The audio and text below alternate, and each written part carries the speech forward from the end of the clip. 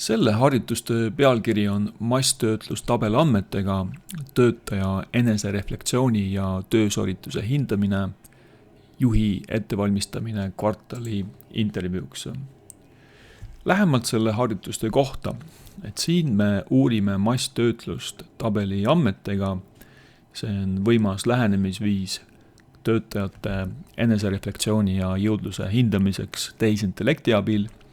Meie soov on selgitada välja, kuidas API kaudu suure keelemudeli automatiseeritud päringud võivad aidata juhtidel valmistada ette kvartaalset intervjuud töötajaga. Ja seda me teeme siis Google Colab'i platvormi kaudu. Ja me uurime, kuidas siis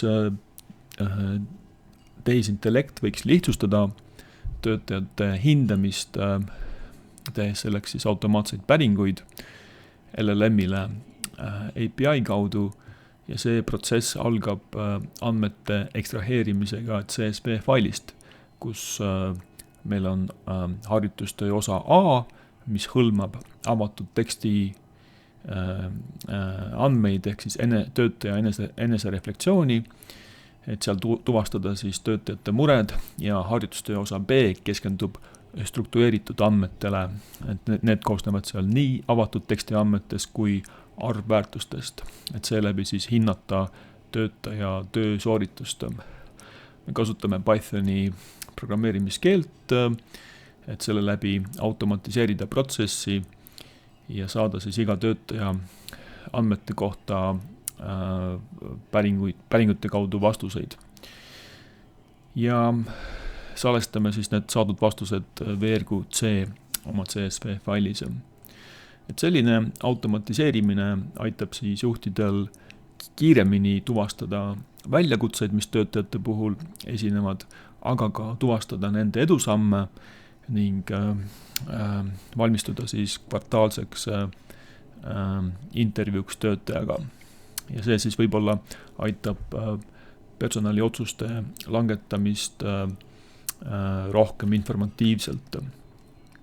Need peamised õpiväljundid, mida me siit harjutustöös saame, on siis LLM-i päringute automatiseerimine. Siin me õpime, kuidas mitu päringut teha automatiseeritult ehk programmaatiliselt või programmiliselt.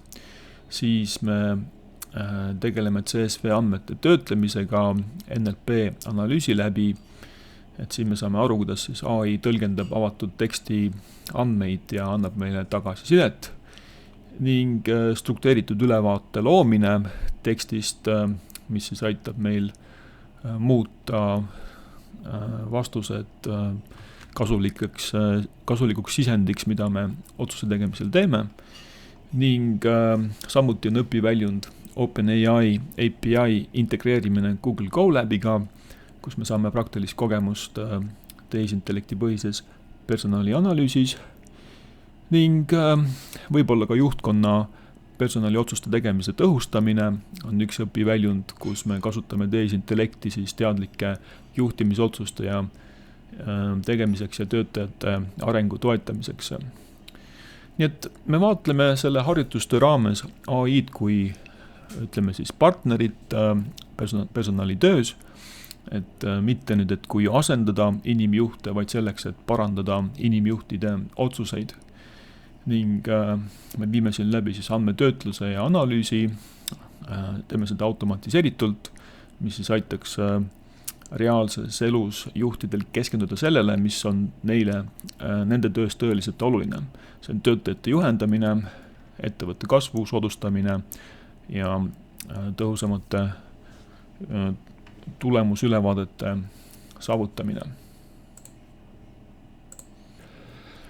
Et kasutus näiteks on siis kvartali intervjuu töötajatega ning see automatiseeritav ülesanne oleks siis töötajate töösoorituse hindamine ning samuti sisendi koostamine kvartali intervjuuks ning inimesed, kes siis seda rakendust kasutaksid, oleksid töötajate juhendajad või juhid või nende inimassistendid ning selle rakenduse väljundi sihtkasutajateks on siis juhendajad ja juhid. Nüüd see lahendus, mida me harjutustöös vaatleme, tugineb tehnoloogiliselt loomuliku keele töötlemisele ja suurtele keelemudelitele. Platvormideks on meil siis Google Colab, OpenAI API ehk siis Application Programming Interface, mis tähendab, et me saame programmaatiliselt teha päringuid suurde keelemudelisse, mitte et me ei pea need käsitsi siis näiteks ChatGPT-sse manuaalselt sisse lööma või kopeerima ja sealt väljundeid siis kleepima. Ja Pythoni programmeerimiskeel. Ning mudelid, mida me kasutame, on siin GPT-4o ja siis GPT-4o mini. Nüüd igat süsteemi me vaatame ka sisend, transformatsioon, väljund vaates. Meie harjutuste sisendiks on siis avatud tekst ühelt aadressilt, see tähendab siis CSV failis ühte rida ühes tulbas ja siin on meil harjutustöö A osas siis tulp B. Nüüd harjutustöö B osas me võtame rohkem kui ühe tulba iga töötaja kohta, mida me siis päringusse saadame. Ja seal on siis nii avatud teksti väärtused kui ka arvväärtused, mis me kokku kombineerime üheks päringuks. Nii et sisendit töödeldakse siis iga rea kohta eraldi ning süsteem töötab siis, töötleb ühe rea läbi, saab vastuse ja läheb siis järgmise rea kallale, kuni kõik read CSV failis on läbi töödeldud. Ja transformatsioon, mida meie süsteem teeb, on siis avatud teksti andmete analüüsimine juhiste alusel ehk siis prompti alusel. Prompti me anname ette ning väljundiks on üks uus parameeter ehk tulp CSV failis, kus on toodud siis vastus, mis me saime LLM-ilt iga töötaja kohta eraldi. Süsteemi arhitektuur näeb välja järgnev. Meil on siin peamiselt 4 komponenti, ütleme 4-5 komponenti. Sisend CSV fail, kus on siis avatud tekst ja ka struktureeritud tekst ja arvväärtused. Siis Google Colab, kus me jooksutame siis Pythoni koodi, mis teeb päringuid, võtab päringuid vastu ning kirjutab neid väljundfaili.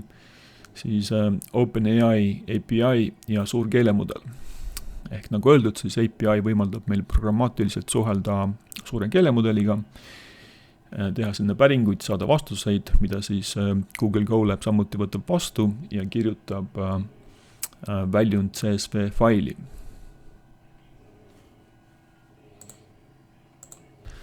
Vaatame nüüd harjutustöö A osa sisendfaili.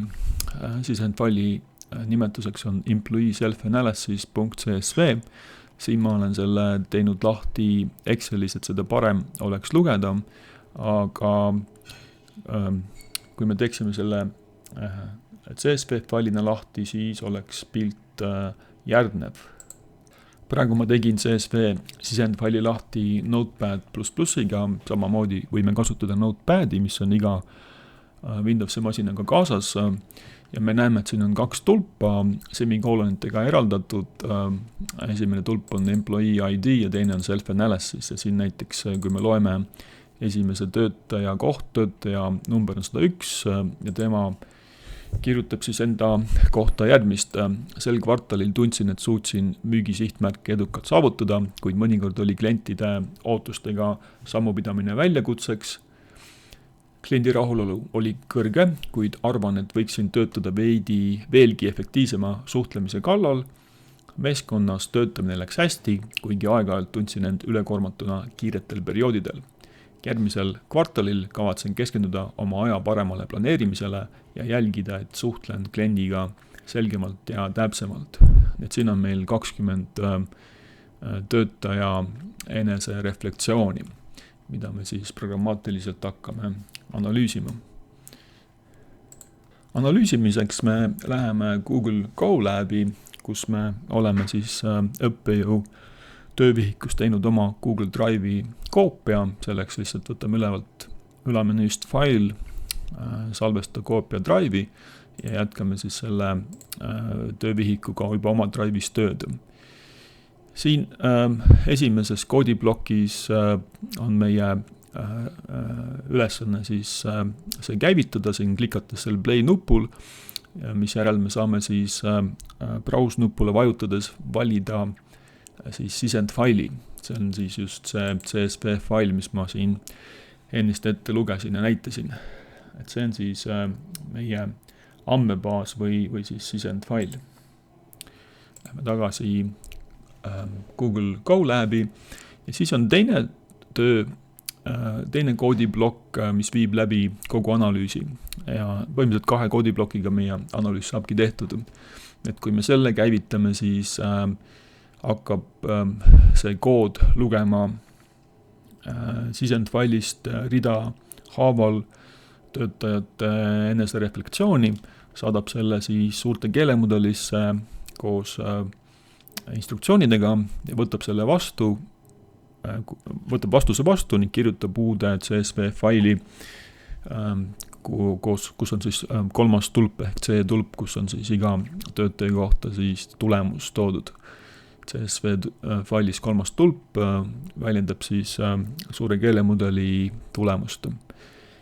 Ja see, mida me siis loeme, mille põhjal siis suur keelemudel meie ette antud tekste loeb, on siin 16. real süsteemi promptis olev instruktsioon, mis siis ütleb järgmist. Ma siin kopeerisin selle eraldi välja, et oleks meil lihtsam seda jälgida.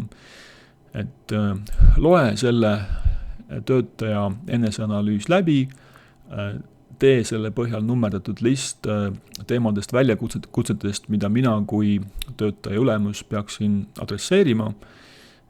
Tee see nimekiri võimalikult lühikene ja kirjuta see eesti keeles. Ning kui me nüüd selle oleme läbi lasknud, siin ta võtab võib-olla selle 20 töötaja jaoks mõne minuti, siis see tulemus, mis me saame, oleks järgnev. Et siin on nüüd väljund fail, mille ma olen juba siis lahti teinud Excelis, et seda nüüd Notepadis on juba natukene ebamugav lugeda, sest neid tulpasid on mitmeid, et seetõttu on seda lihtsam Excelis vaadata. Et me näeme siin nüüd endiselt 2 tulpa, mis olid ka sisendfailis, töötaja number 101 ja siis enesekirjeldus tulbas B, sel kvartali tundsin ja nii edasi. Ja nüüd on tekitatud uus tulp C, mis on siis pealkirjaga Issues to Address. Ja siin on nüüd siis toodud suure keelemudeli hinnang töötaja väljakutsete kohta. Ja töötaja 101 kohta toob siis esile järgmist. Kliendi ootustega sammupidamine, efektiivsema suhtlemise vajadus, ülekoormatuse tunne kiiretel perioodidel, aja parem planeerimine, selgem ja täpsem suhtlemine klientidega. Ehk need on need teemad, mida siis soovitatakse ülemusel intervjuus käsitleda. Ja selliselt on toodud iga töötaja kohta tulbast C vastavalt need mõnel on siin vähem, kes on nagu ilmselt vähem välja toonud väljakutsed, mõnel rohkem. Et siin me näeme, et on 2-5 vahel enamasti neid väljakutseid. Näiteks siin töötaja 109 puhul tuuakse välja nüüd 2 probleemi või väljakutset. Esimene on töötajate sisseelamisprotsessi sujuvamaks muutmine ja teine on uute töötajate toetamise tagamine sisseelamisperioodil. Et see oli siis harjutustöö A osa.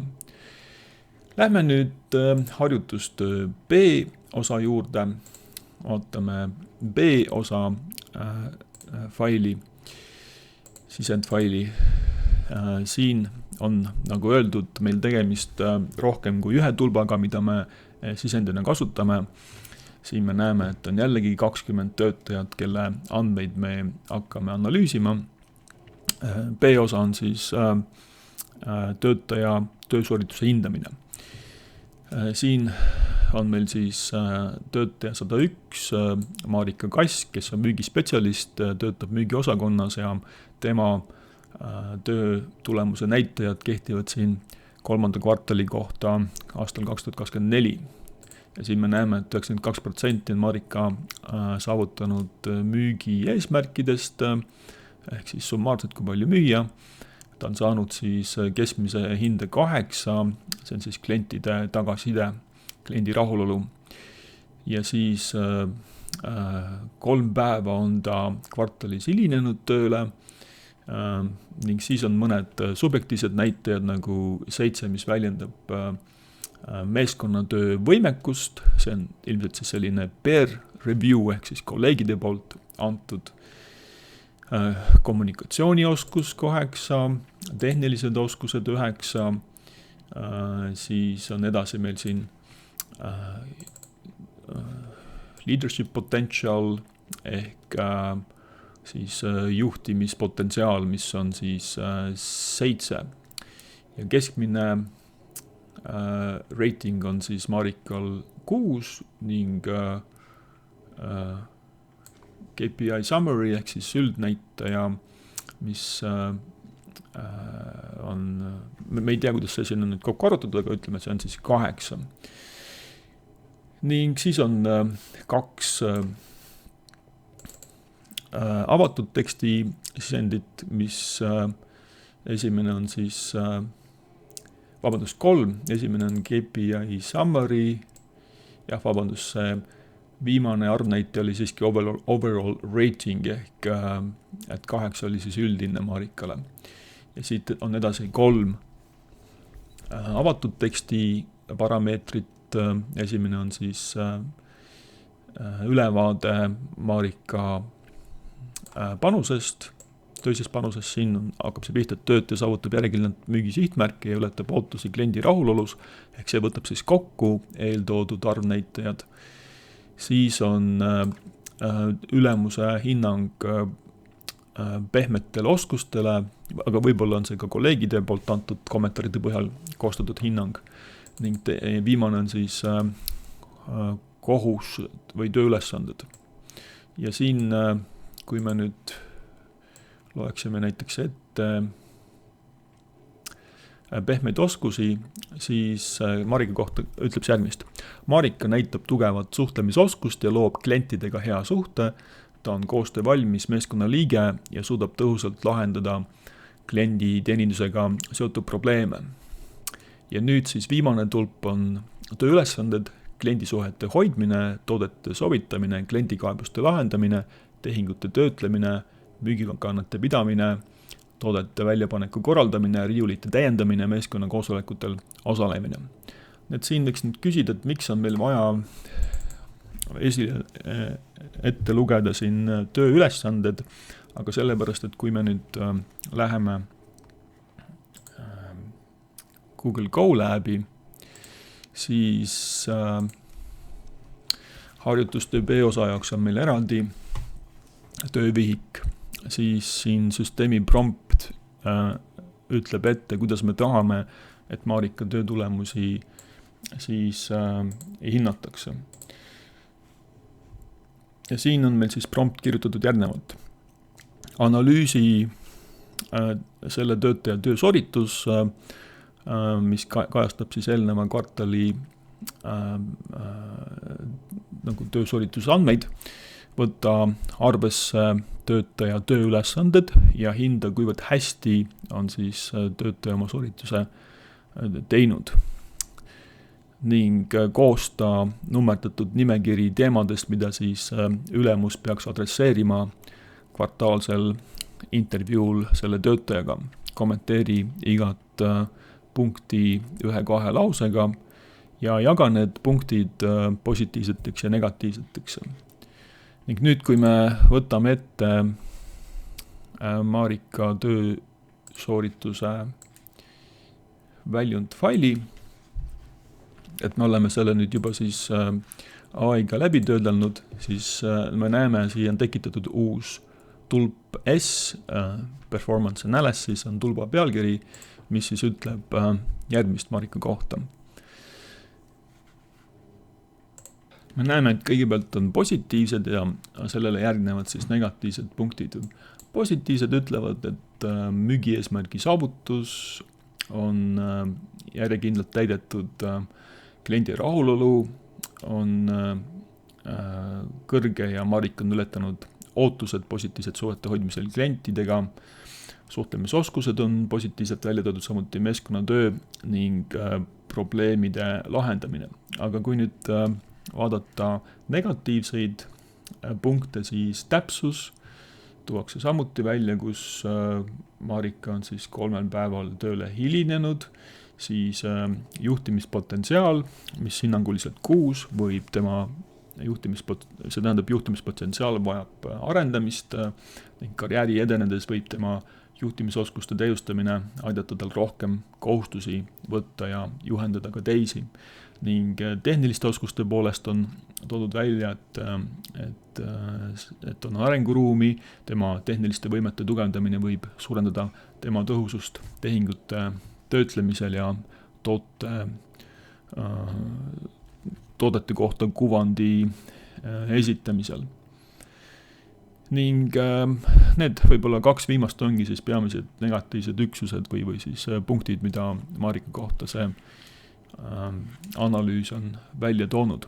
Et siin nüüd on tähtis mõista, et kui me suurele keelemudelile selle ülesande andsime, siis ta ei hinnanud eraldi täpsuse kohta, juhtimispotentsiaali kohta, tehniliste oskuste kohta saadud arvnäitajaid või teksti kommentaare, vaid ta võttis need kõik kokku ja selle kogu pildi pealt siis nüüd kommenteeris nii täpsust kui juhtimispotentsiaali kui tehnilisi oskusi ja siis järeldas, et millised neist siis tuleks liigitada negatiivse alla ja milliste positiivsete saavutuste alla. Et see on oluline oskus või omadus, mida suured keelemudelid on näidanud, lugeda ridade vahelt välja siis mustreid või seoseid, mis inimestele võivad jääda tähelepanuta. Et sellega on ka siis harjutustöö B osa läbi tehtud ja kui meil on see väljundfail olemas, olemegi tehniliselt harjutuse sooritanud.